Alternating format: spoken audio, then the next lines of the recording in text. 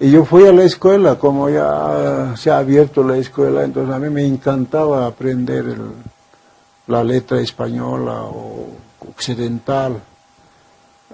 Quería aprender a leer, quería aprender a hablar castellano también. Pero yo fui de oculto, ¿no? Yo no, porque mi madre no quería mandarme, porque yo he sido el último hijo de mis padres. Entonces, en esa época se pasaba todo el día. Y como yo he ido de oculto, entonces he tenido que pasar sin comer al mediodía, ¿no? Entonces tenía compañeros de la comunidad, me invitaban tostado, pero yo quería comer harto, ¿no? Me dan una medida nomás. Entonces, bueno, y así todo el día he cainado, sin cuadernos, sin lápiz, sin nada, pero solamente escuchando y expectando lo que escribía el profesor en la pizarra. Regreso en la tarde, bueno, pues mi madre comienza a sonarme con palo, o sea que me ha paleado, ¿no? Entonces yo me rebelé porque yo era muy rebelde, como he sido el último hijo. Ya no quería cuidar ovejas, no quería hacer nada. Bueno, prácticamente era una protesta de brazos caídos también. Bueno, finalmente ha dicho, bueno, yo vaya que voy a la escuela, ¿no? Y así gané. Entonces entré a la escuela, pero en esa época era como chocar contra una pared, ¿no? Mi padre, mi madre no sabían hablar el castellano de Castilla. Y yo, aymara neto, no sabía, que nos hacía leer, pero las letras le parecían unas hormiguitas que están corriendo ahí. Son letras negras. Y bueno, así, pero las aulas han convertido en una sala de tortura, ¿no? Porque el profesor era muy radical, ¿no? Nos han metido con sangre, con toda hazaña. También los profesores eran hijos de los patrones.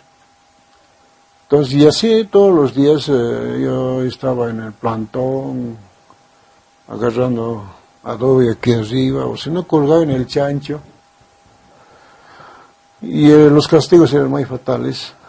Y en la casa teníamos que barrer, iba a revisar las casas, hasta nuestras casas, en fin de cosas, ¿no? Pero bueno, teníamos que soportar. Estuve 3 años en esa comunidad, en Ajaría, entre paréntesis, Ajaría Grande. Ya era 3er año. Luego ya no, el profesor ya no, este chico ya no merece estar acá, o sea que tiene que ir a Santiago de Guata. Era a pie 2 horas, ¿no? Bajo la lluvia, el frío, el calor, pero todos los días, ¿no? Subir cerro arriba, bajar, llegar otra vez, subir cerro, bajar otra vez a la comunidad. Y así he estado hasta 6º curso básico. Pero desgraciadamente era un lamentable en ese Santiago de Guata, porque es un pueblo, estaban todavía los patrones que se han quedado ahí.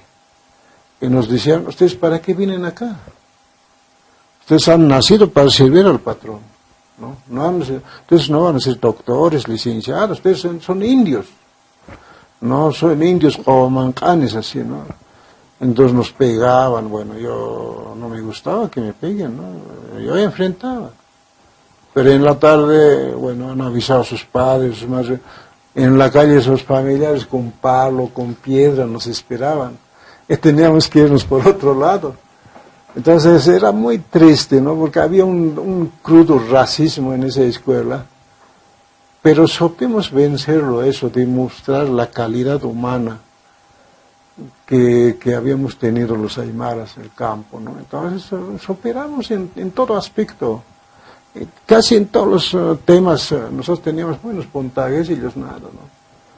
Entonces teníamos, o sea que quiero recalcar que teníamos esa facilidad de ir leyendo, no jugando, ¿no? Llegar allá y al salir también lo que hemos aprendido, memorizar, porque las enseñanzas eran memorísticas, no sé. Entonces repetíamos como recitación. Y eso se quedó hasta ahora, ¿no? Entonces terminamos de 6º curso básico de esa época, estoy hablando de 1960, más o menos ya, subían al Instituto Normal Superior Bautista Saavedra. Entonces ahí ya salían para profesores rurales, pero a mí no me gustó, nunca me gustaba ser profesor. Entonces yo he tenido que elegir mi vida, ¿no? Me gustó ser militar. Entonces yo me presenté al cuartel, al Estado Mayor, yo venía con mi ponchito, y ahí he dormido en la puerta del Estado Mayor, aquí en Miraflores. Al día siguiente, toda la gente que tenía plata entraba, ¿no? A las 4 recién nosotros hemos entrado, ¿no? Legalmente, sin pagar nada, no conocíamos a nadie, a pesar que nuestros hermanos, o mi hermano mayor ya era reservista, porque había ido al cuartel en el año 1955, después de la reforma agraria. Mi otro hermano ha sido miliciano del MNR, yo he visto eso con mis propios ojos. Pero ellos no tenían ninguna influencia en los cuarteles. Me recibieron ahí. Primero me han escogido para CITE de Cochabamba, para ser paracaidista. Me atrasé porque no tenía dinero para comprar el cajoncito de madera. Y bueno, de ahí nos han subido al Alto, del Alto nos quedamos un tiempito. Me quedé en la base aérea del Alto. Y bueno, como hemos sido tan pobres la gente del campo, hemos tenido que hacer muchas cosas, también ahí en el cuartel, ¿no? Organizar grupos, entre paisanos, ¿no? Entre aymaras. Hemos estado ahí y de ahí nos mandan a Riberalta. De Riberalta cerca a Guayaramirena, al Prado. En ahí, bueno, era nomás después de 3 meses hacer el trabajo agrícola, ¿no? Sembrar yuca, cosechar castañas, se nos iba a trabajar algunos asientos porque el suboficial Aurelio Torres, que era él, decía, bueno, parece que él recibía dinero, pero nosotros trabajamos. Ustedes trabajaban para los patrones, ¿no? Recoger castaña, cosechar algunos, o yuca, otros productos. Y finalmente un día nos reparte un folleto, ¿no? El suboficial. Lean esto, nos han dicho, ¿no? Entonces ahí, ese folleto se trataba del Marx, del Carlos Marx, que había sido ateo, que no pensaba nada, o sea que él no creía a nadie, ni al Cristo, ni al diablo, ni a las huacas, ni a las sillas, a nadie. Pero lo que resalta en ese folleto es que decía que van a matar a nuestros padres, nos van a quitar nuestras tierras, y nosotros vamos a andar así vestidos de gangocho. Ese es el comunismo, nos decían, nos recalcaban a todos. Y eso nos ha calado hasta más profundo de nuestros corazones, ¿no? Porque por primera vez habíamos escuchado ese tipo de discurso antimarxista. Entonces yo aguanté ahí porque soy militar, hay una subordinación constancia. Entonces, tenía que obedecer. Llega el momento de licenciamiento. Inclusive yo lo ve la revolución de Barrientos, el año 1964. ¿no? ¿Dónde se encontraba en ese momento? Nosotros nos hemos movilizado aquí a La Paz. De allá no hemos vuelto, nos han licenciado después de eso. Entonces, no salgo del cuartel y he tenido que buscar el manifiesto del Partido Comunista. Comencé a hojear todo, no encuentro tal cosa, no encontré que lo van a matar a mis padres, que me van a quitar mi tierra, no hay tal cosa. Sí, no, simplemente habla la toma del poder de los obreros, un salto al cielo, el dictador del proletariado, el internacionalismo del proletariado, otras cosas. Bueno, eso, de memoria no se puede repetir, pero yo decía, ¿de dónde saca estos señores? Bueno, es aquí como conclusión que estos militares que estaban trabajando para que nosotros seamos unos reaccionarios, ¿no? Para que seamos antimarxistas. Entonces, esa era la forma de hacer el trabajo político de los militares de esa época. De ahí más o menos yo aprendí de mi padre, porque mi papá me decía, mira cómo nos explotan, ¿no? Cómo un blanco nos quita nuestra fuerza, mira cómo nos hacen trabajar. Ustedes tienen que estudiar, ustedes tienen que rebelarse.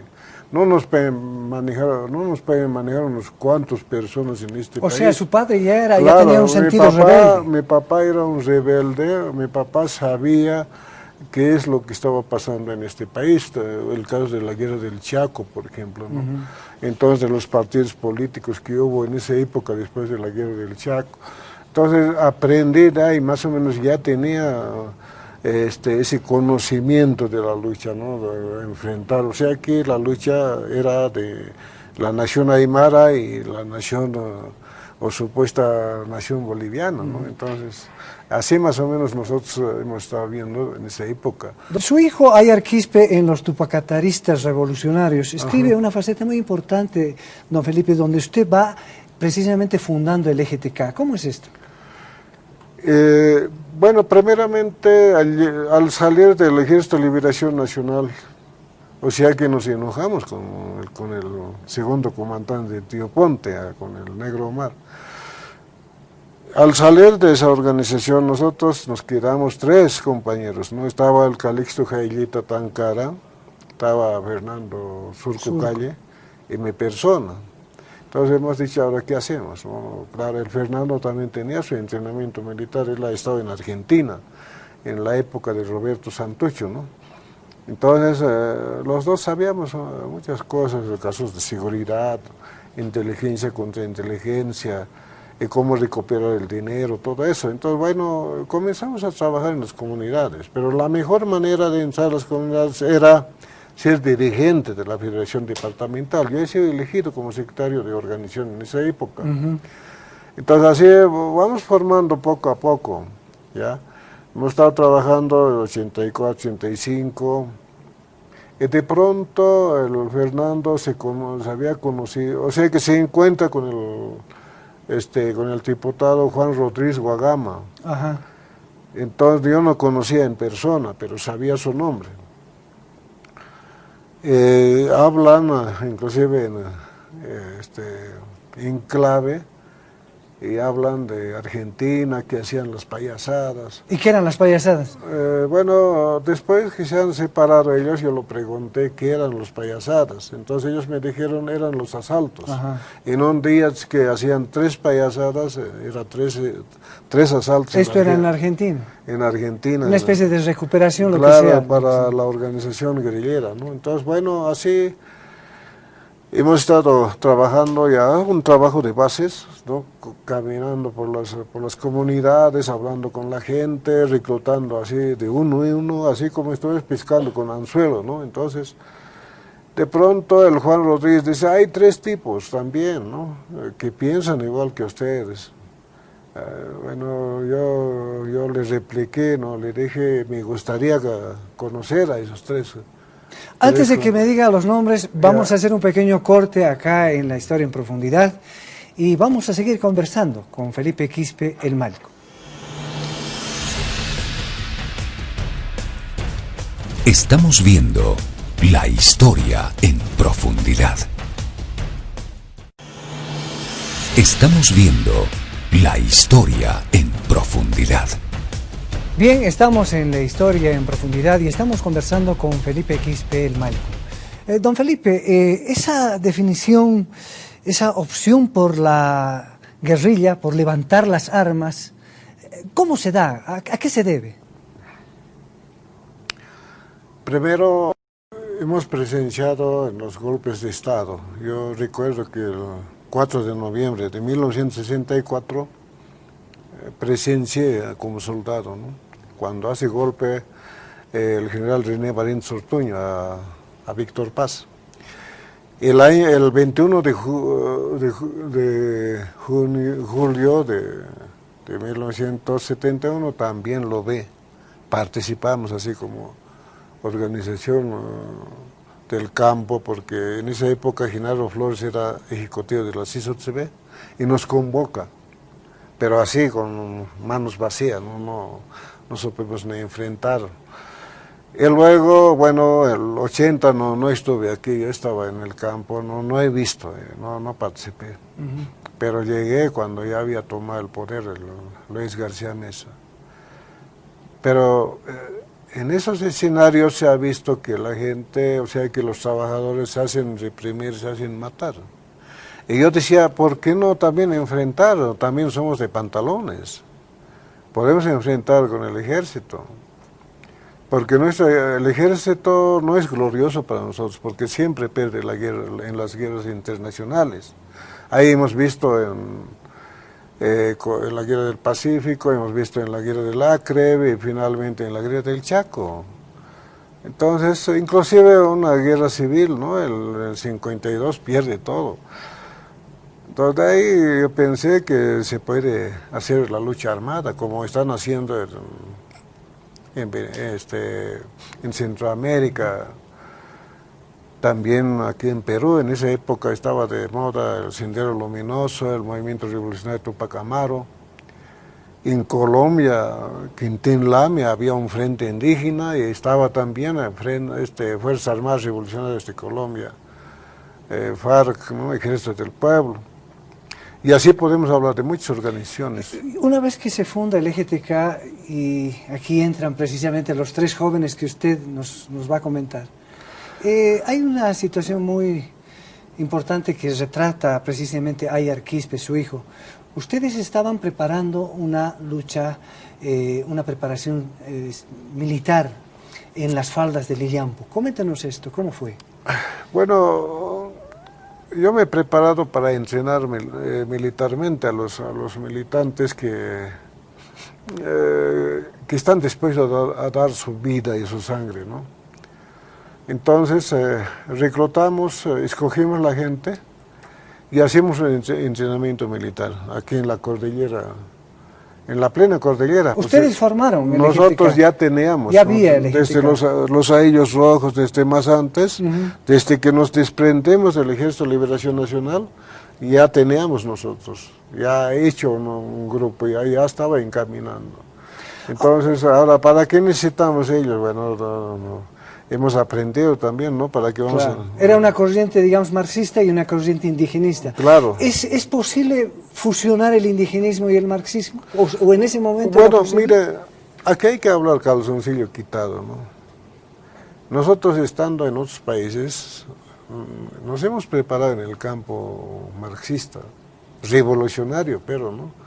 Porque un marxista, un izquierdista centroamericano no es un izquierdista que tenemos aquí en nuestro país, no es igual. Allá son más revolucionarios, más consecuentes, más combativos son ellos, ¿no? Entonces nosotros hemos aprendido de ellos. Para nosotros el marxismo que hablaban los Garcías no era ninguna novedad, ¿no? Ya sabíamos. Entonces ahora, ¿cómo? Es que, mire, si vamos a seguir hablando como los trotskistas, así, de una insurrección armada, de hablar de León Trotsky, del Mao, del Lenin, del Marx, la gente no escucha. Entra de aquí y sale por este lado. Entonces nosotros hemos dicho, no, ¿para qué vamos a perder tiempo? No podemos tardarnos 60 años, 70 años, como tiene ese tanto de años los partidos tradicionales de izquierda. Entonces hay que hablar de nuestra historia, ¿no? Hay que hablar del indianismo, de nuestra vida.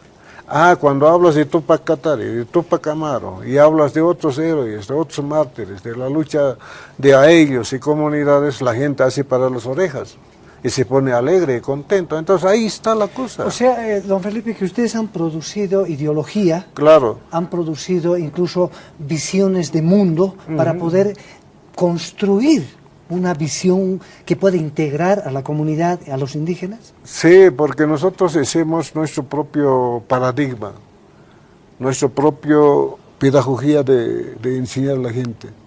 O sea que hacemos nuestra propia forma de instruir con nuestro propio pensamiento. Porque el marxismo no calaba justo, o sea que no lo hacía. Es como, por ejemplo, traer una planta de Cuba y vamos a implantar en las orillas del lago Titicaca no va a dar pues en este tiempo de helada, ¿no? Entonces, eso es lo que hemos visto. Estamos conversando con Felipe Quispe el Malcu.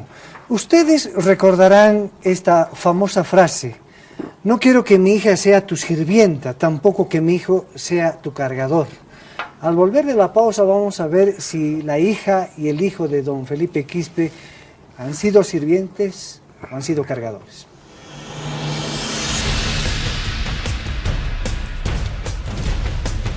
Estamos viendo la historia en profundidad. Estamos viendo la historia en profundidad. Esta es la historia en profundidad. Estamos conversando con Felipe Quispe el Malcu. Don Felipe, usted tras caer en el año 90, después de fundar el EGTK y algunas voladuras de torres, algunos atentados que han cometido, la periodista Amalia Pando le pregunta: ¿por qué está haciendo este tipo de atentados? ¿Por qué no se presenta democráticamente si quiere llegar a la presidencia? Y usted le responde, le dice: no hago esto porque no quiero que mi hija sea su sirvienta y tampoco que mi hijo sea su cargador. ¿Cómo fue esto? Bueno, mira, Sandro, yo he caído más antes. Era el 14 de noviembre de 1989, por 47 bombas. Estaba 15 días en la inteligencia del Estado, 6 meses en la cárcel. En la Confederación Sindical Única de Trabajadores Campesinos de Bolivia me ha liberado, ¿no? Ahí en esa época estaba el compañero Mario Flores Choque, aunque él está en el MAS ahora, pero yo siempre voy a citar su nombre. Y luego, bueno, como caen los hermanos García, bueno, ellos han dilatado todo, pues, ¿no? Entonces, bueno, yo he visto a través de los medios televisivos, doña Amalia Pando se lo ha embolsillado al Álvaro García Linera, al otro, al Raúl, peor todavía. Ellos no podían ni cómo responder, o sea que no tenía una idea clara, o sea que no puede hablar con propiedad, ¿no? Porque ellos nunca han sido explotados, oprimidos como nosotros. Entonces yo estaba pensando cómo responder, pero lo que no me ha gustado es que la señora habla con el fiscal, ¿no? Dice: qué bien que han capturado a estos terroristas, así se frutan. Eso dijo Amalia Pando. Amalia Pando, ¿no? Eso me ha dolido harto. Ahí se ve sus manos pintadas, así, más finas, ¿no? Ahí. Qué bien, dice, usted siempre ha dicho doctor Niptala, en esa época José claro. Niptala era fiscal, que han capturado, qué bien, ¿no? Entonces, bueno, yo no sabía cómo dar una conferencia de prensa, ¿no? Me hacen sentar. Lo primero que me pregunta, me dice: ¿por qué ha tomado el camino del terrorismo? Me dice, ¿no? Entonces, ahí facilito, yo lo chanté, ¿no? A fin de que, bueno, yo tomé esta posición para que mi hija no sea su sirvienta, tampoco sea cargador de canasto mi hijo, ¿no? Y así, pero eso ha impactado mucho, ¿no? Hace revuelo, han comentado los periodistas, no sé, pero eso me sale así nomás, ¿no? Yo tampoco soy una persona que había estudiado hasta... En esa época no era nada yo, ¿no? Otro caso de mucha importancia para nuestro país fue el del EGTK, el Ejército Guerrillero Tupac Katari, una organización subversiva que se declaró brazo armado de un histórico proyecto autodeterminativo de nación aymara, planteado por Tupac Katari, que en 1734 sitió a La Paz. El máximo dirigente del EGTK, Felipe Quispe, fue detenido junto a otros de los militantes del EGTK luego de una serie de atentados terroristas, el asalto a alguna institución financiera, pero también un atentado fallido donde murieron algunas personas. Ya detenido conocimos al Felipe Quispe del EGTK, al ideólogo, al hombre responsable por todos esos atentados, pero también los bolivianos asistimos a través de esta entrevista a un pensamiento distinto, a un hombre que había bebido esencialmente del indigenismo, y los medios de comunicación se hicieron eco. Palabras claves comenzaron entonces a difundirse: caras, taras, y al mismo tiempo los bolivianos conocimos las dos caras del racismo. Bueno, señores periodistas, yo soy el padre fundador del Ejército Guerrillero Tupac Katari desde 1984. Nosotros luchamos por una causa justa, porque nosotros los indios, los llamados indios despectivamente aquí en Collasuyo, estamos oprimidos 500 años. 500 años hemos sido esclavos de los blancos, de los jaras, ¿no? De esa manera nos alzamos en armas. Es una idea, es un pensamiento que salió de nosotros. Es un pensamiento que nos han dado como herencia nuestro glorioso Malco Tupac Katari. A diferencia de Johnny Peralta, de la Zárate Vilca, Felipe Quispe no se siente culpable, únicamente el ideólogo. Como organización, sí, hemos reivindicado, pero yo soy ideólogo, yo soy el pensador. He escrito un libro como cualquier, como el Marx, Lenin, cualquier cara escribe, ¿no?, sobre una ideología, y así también los otros indios tenemos que escribir nuestro principio ideológico y programático para gobernarnos, porque ya 500 años nos han gobernado, nos han manejado esas caras. Tantos años que hemos muerto. En Huancavelica, en la mina, millones de indios han dejado sus huesos, y con esos huesos se puede construir de América a Europa un puente, y lo que han saqueado nuestros oros, nuestras platas. ¿Y eso qué es? Ustedes, caras que están acá, sus padres nos han oprimido. Todos estamos de acuerdo en que esas injusticias tienen que desaparecer, pero con una bomba vamos a hacer desaparecer eso. No, pues es que a mí no me gusta que mi hija sea su empleada de usted, ¿no? Entonces, ¿cómo puedo protestar? No voy a poder... ¿Con una bomba? Limosna. ¿Con una bomba? Sí, han comenzado con una bomba en El Salvador, han comenzado con una bomba en Perú, han comenzado en Colombia, en todas partes, y esto es el comienzo. Después ya verán cómo vamos a definir.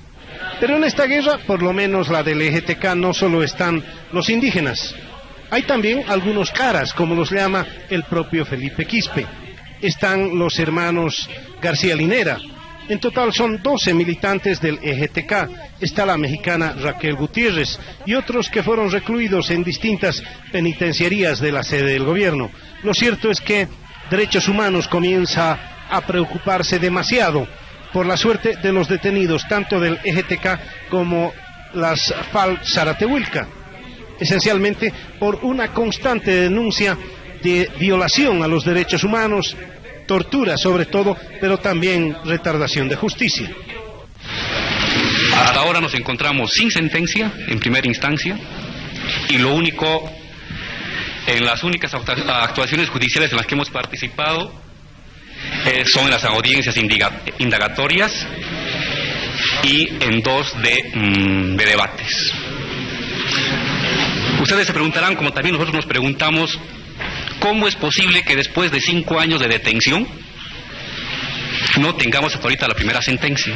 Y por los informes de Amnistía Internacional durante 4 años seguidos, entonces sin duda el panorama es complejo.